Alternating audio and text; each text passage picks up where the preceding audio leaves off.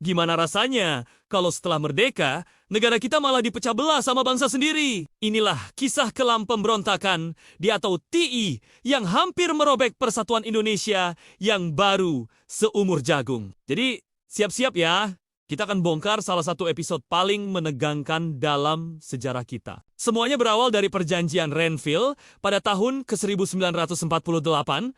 Perjanjian ini bikin banyak pihak kecewa, terutama para pejuang di Jawa Barat.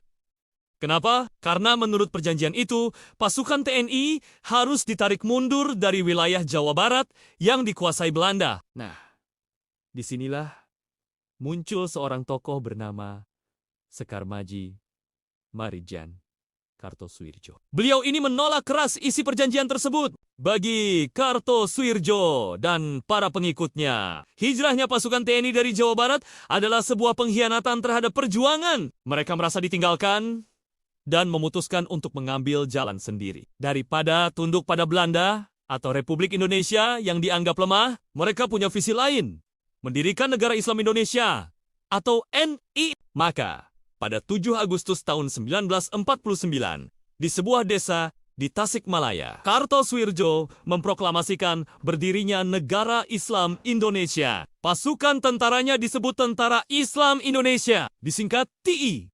Inilah awal mula dari pemberontakan yang kita kenal sebagai DI atau TI, singkatan dari Darul Islam atau Tentara Islam Indonesia. Mereka punya tujuan jelas, yaitu mengganti dasar negara Pancasila dengan syariat Islam. Pemberontakan ini nggak main-main loh. Mereka melancarkan serangan gerilya, mengganggu keamanan, dan bahkan sempat menguasai beberapa wilayah di Jawa Barat.